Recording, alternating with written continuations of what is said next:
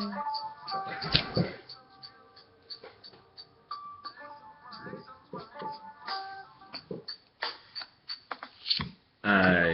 how y'all doing? My name is Buccha the Dragon. This here my lady. Hello, my name is Brittany Jane. Yeah, and we here to say a little responsive video to, her friend, and she had reached on a couple topics that we would like to discuss. So, would you like to go, ladies first? Yeah, so basically my friend Elisa did a video talking about the black community and poverty, and she brought up a few points. Um, she said that she feels like poverty comes from broken homes and that poverty comes from the system, it basically being a setup for us. And she asked, how can we alleviate poverty in the black or brown community, basically the inner city? And I brought up a few points. The first point is to heal the broken home.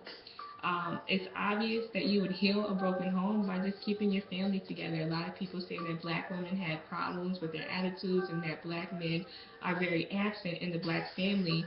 And so I feel like if we just kind of stuck through it, and just embraced each other and kind of fought through the struggles, if someone has an attitude with you, then you just tell them, like, quit that shit, like, stop it, like, you do not allow someone to treat you a certain way. And if somebody's not in the family, like a father, then you make them feel responsible. And I know that sounds like if it was that easy, it would have been done already, but I think that the media plays a huge role in this. What do you think?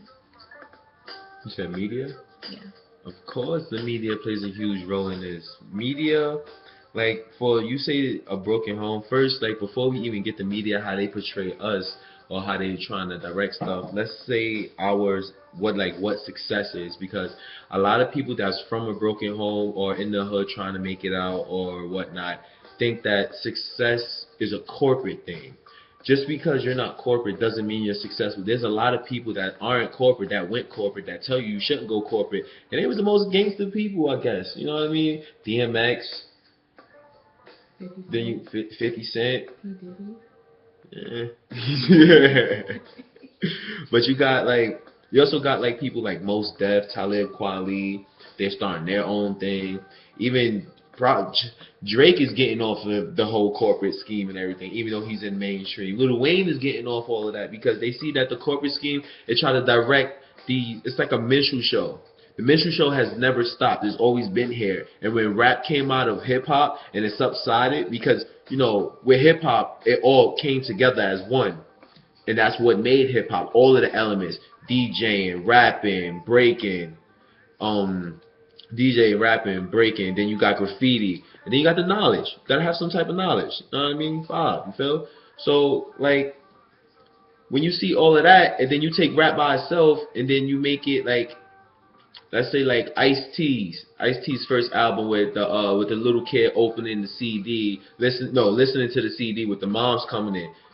That was a perfect example of how the white community actually sees us, thinking that we're this, like, it's like an open door. It's like a movie to them, that they can see inside of our world without being a part of the world, without knowing that some people only do these things to survive. And then when you don't explain these things to kids, they do these things to survive, it gets misinterpreted that this is the way to live.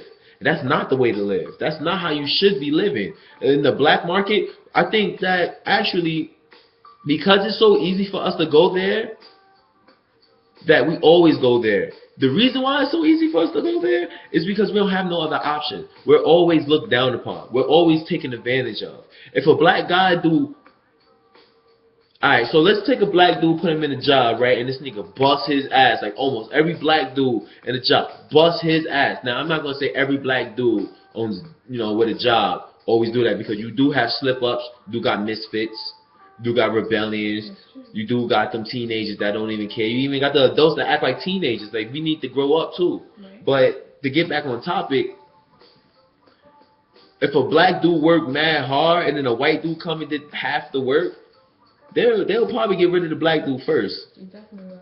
Because they're going to look out for each other. Now, on the part of looking out for each other, we should start looking out for each other, because, like, there are a lot of black-owned stores. There are a lot of black clothing stores, food stores, all of that. And you see that white people have them.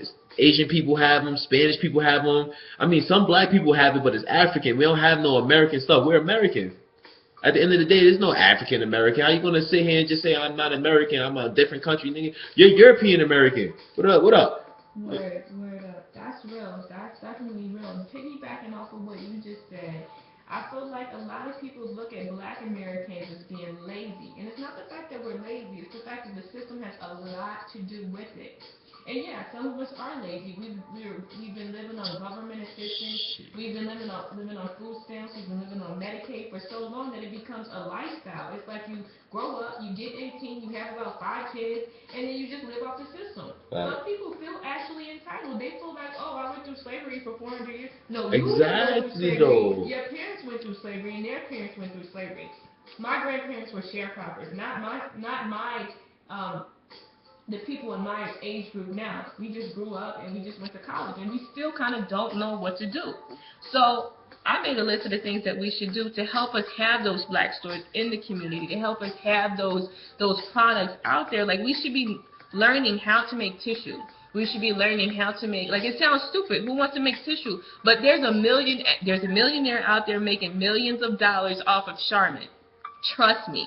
And if we had something like that we could just invest into our own community off of that one product, trust me, we would be rich. Like for every dude, you know, the little toilet bowl cleaners that you put, you know, you pee on in the urinal, someone's making bread off of that little invention. Bread off of that.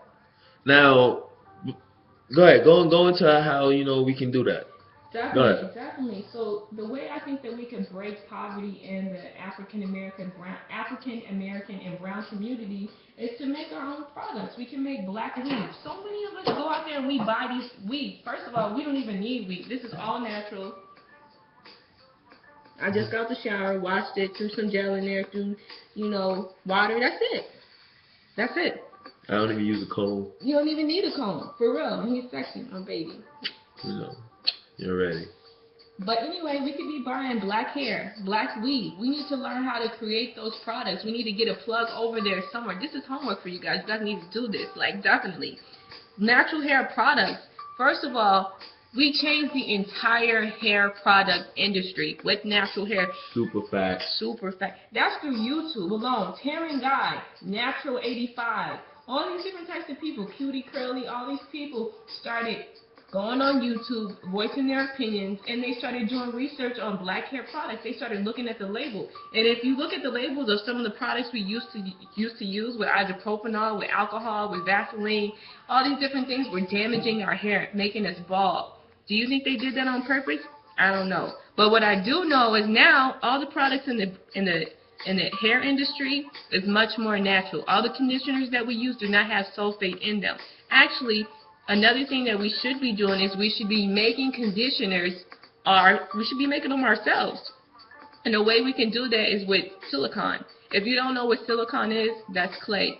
So if you go in your backyard and you dig like 2 feet in the ground, then like you could make some conditioner. You could whip it up, make some whipped cream conditioner, and you could use it. Like right now, I'm actually going to start making my own flax gel. And I'm going to use flax gel seeds, boil it in water, and after you boil it for a few minutes, and you can make gel. So I mean, these are some things that we should be doing. I made a list: flax gel, shea butter, silicone, black weed, natural hair products, homegrown veggies, homegrown fruits, even like the animals. Like, I'm not saying we should do this, but in the future, I'm not going to get into that. But what I will say is the way the animals are treated makes me want to go out, buy a cow, and then have a farm, for real, because what they do to the animals is terrible. They abuse the animals, they do terrible things to them. So I mean, like, shout out to Taryn Guy, shout out to Natural 85, definitely inspiring.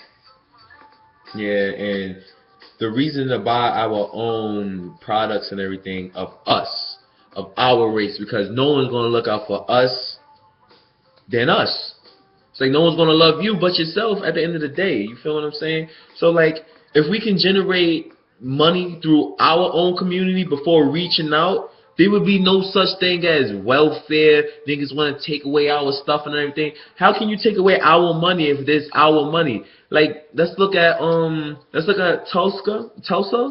That's what's right. So yeah, like let's look at that.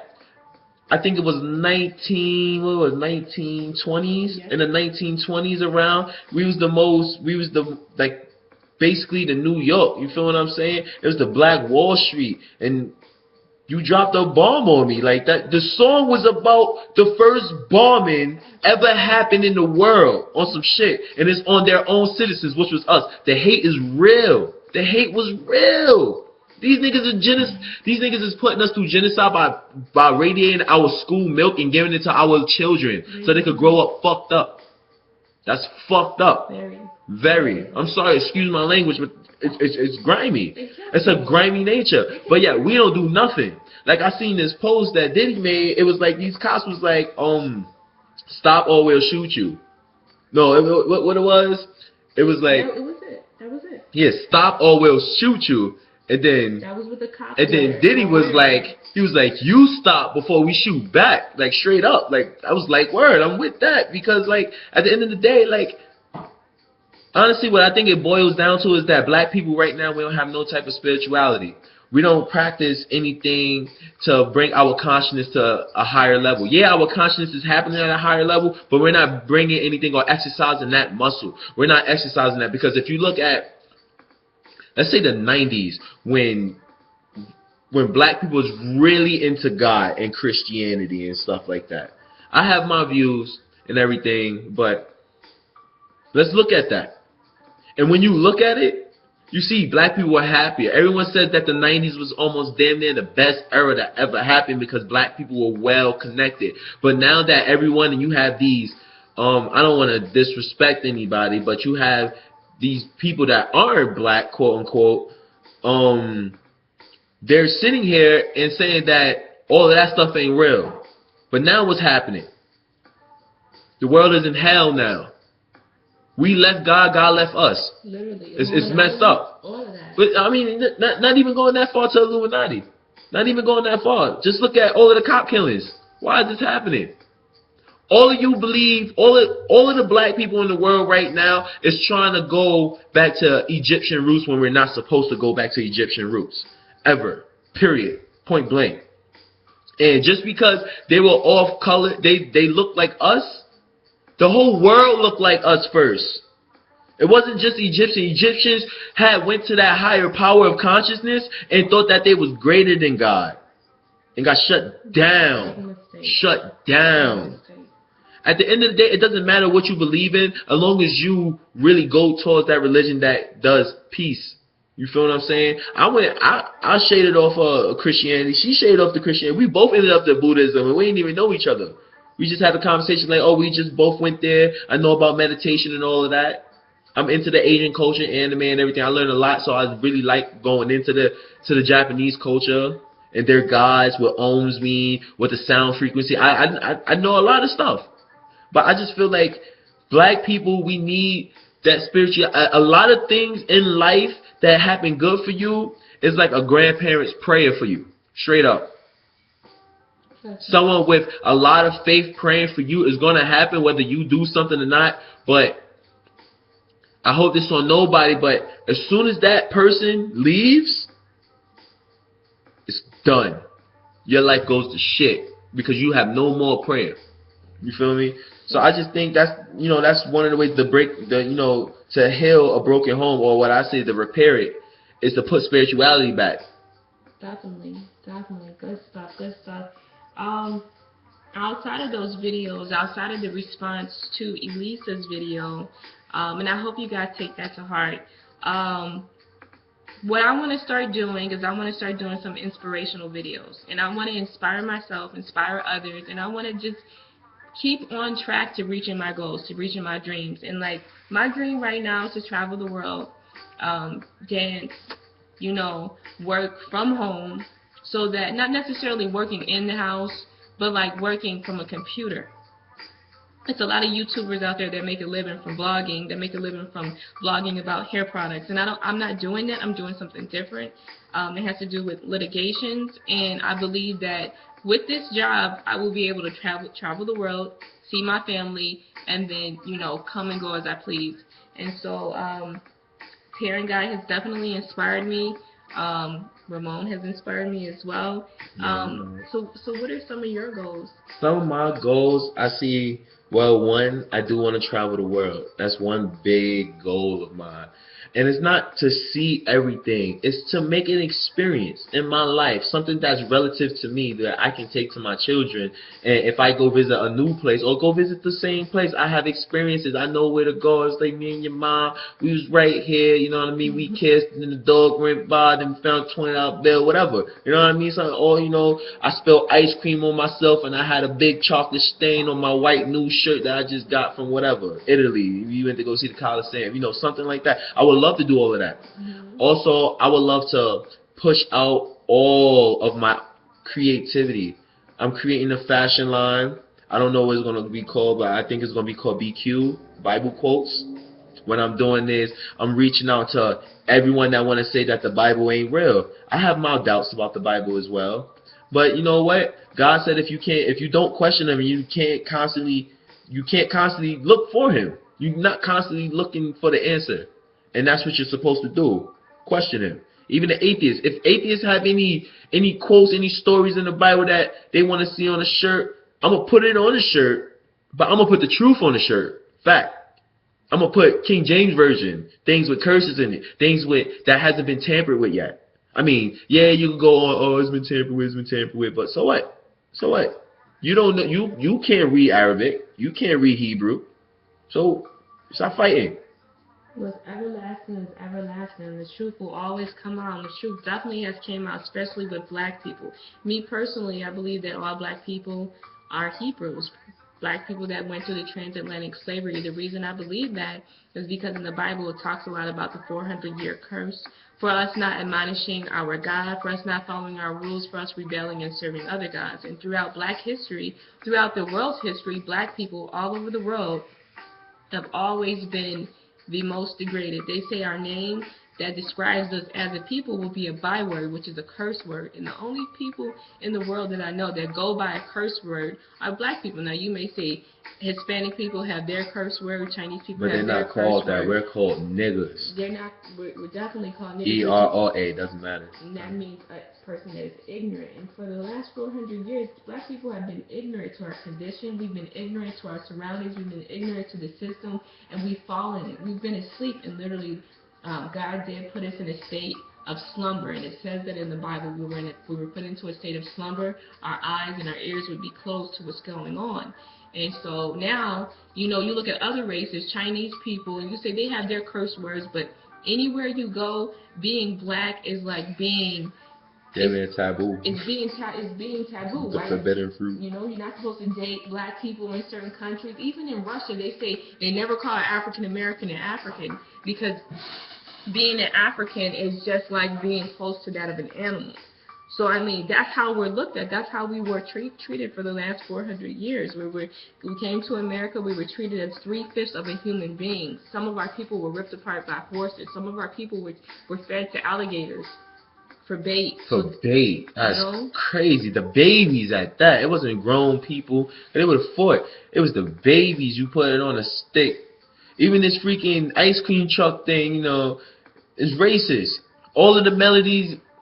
American history is the most racist history damn near known to man. And I feel like them calling us African Americans, I made a statement earlier, but they calling us African Americans, you're European American. You wasn't from here. You feel what I'm saying? So you can't even just say you're American. Like, come on. Yeah. Like, you can't have a double standard in life. And I feel like being that black people live that double standard, you can see that the curse been lifted. Yeah, it's only been a little bit of time before, you know, the whole slavery thing happened. It's only been a little bit of time. I think when people think that it's a conspiracy how white people treat black people are getting smart. So are white people. So is everyone. Everyone's progressing together. So what makes you think that 400 years of hatred and despair just dissipates? Forget what happened. Where's all that energy? Because energy don't destroy. Energy can't not be destroyed. So where all that hatred go? Right. It's still here. They were freaking Period. burning people. They were having a picnic comes from, and I'm pretty sure you guys are conscious enough Nina to know. Simone, like, a picnic comes from a group of people, white people, getting together and picking niggas and killing niggas, black people, hanging them on trees and eating. They have pictures of it, and you can find pictures on the internet of strange people fruit standing around. They would serve like little black kids fingers and toes for souvenirs. Yeah, like after they're hung and everything, it's like, oh, can I get a kneecap? Can I get a piece of air? Let me get his nose. I want a treasure. Like sometimes I find it really disturbing, and this is why I think that, you know, I have nothing against gay people or some shit, but Americans are broken. You feel what I'm saying? These niggas would take their dicks, chop off their dicks, and take it as a souvenir. What the fuck is wrong with you? What is that doing for you?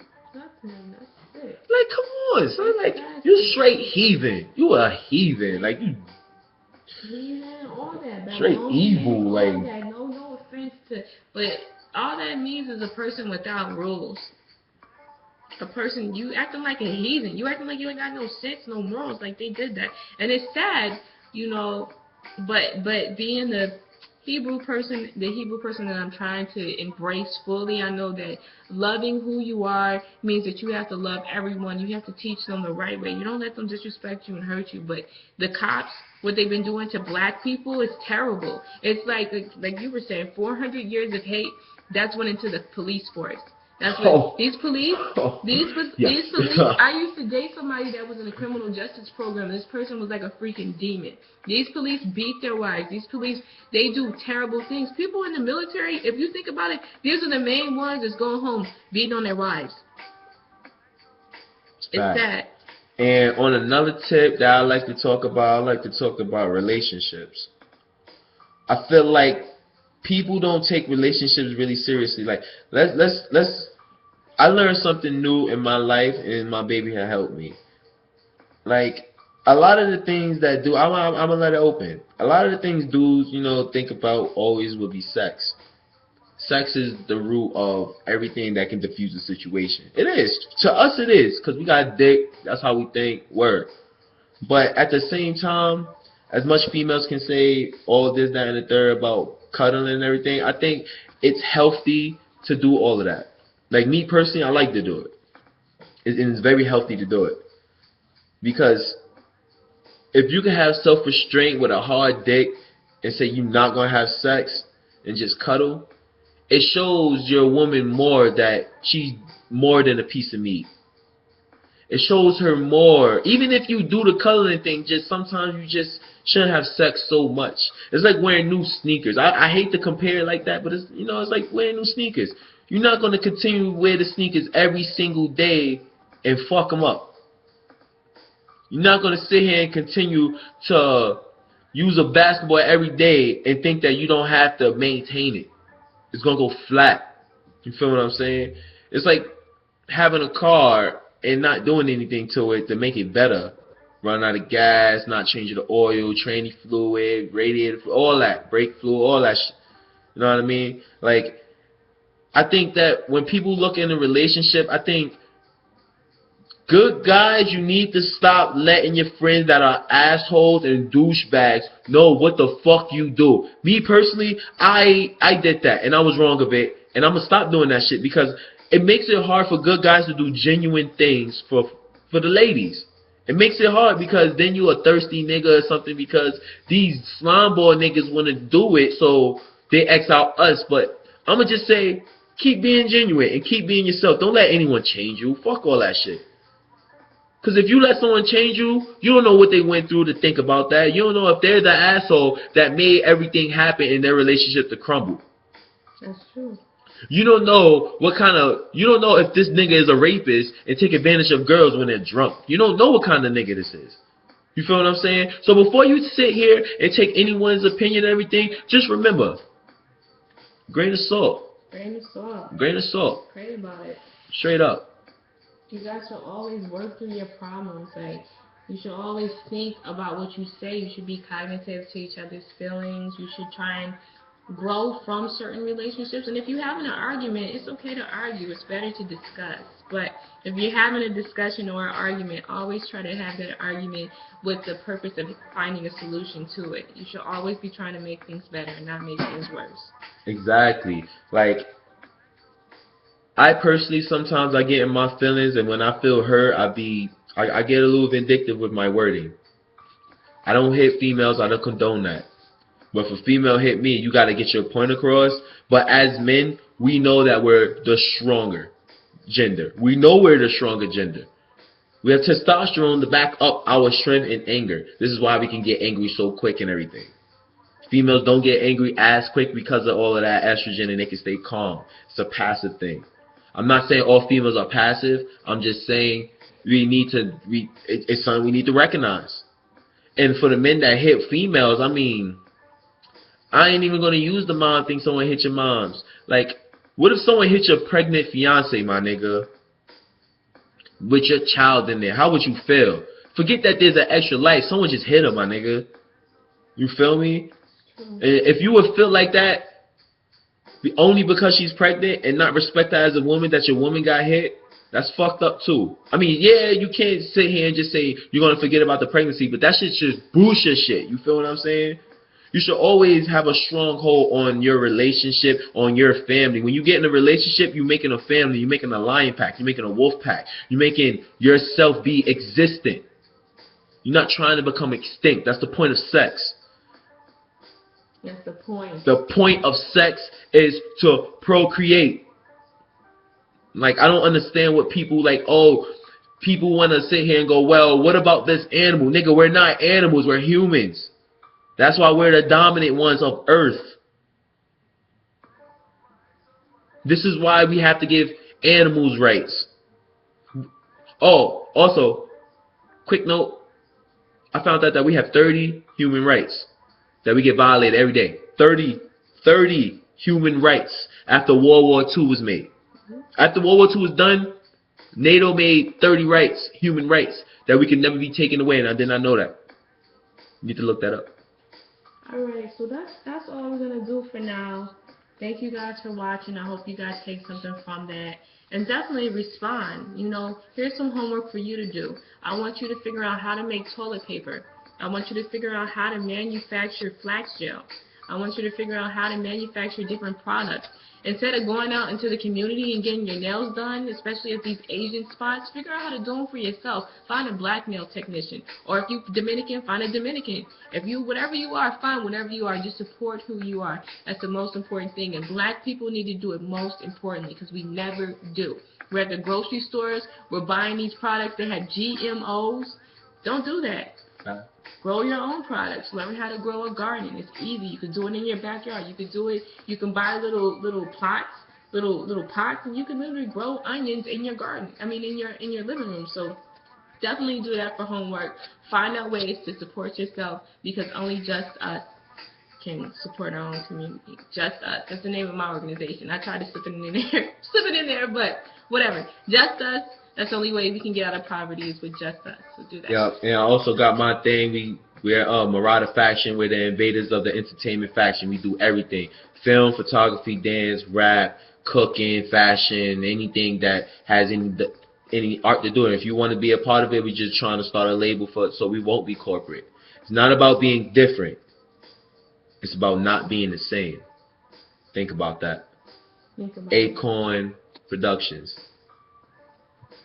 Third eye, baby. Third eye. Temple. Peace.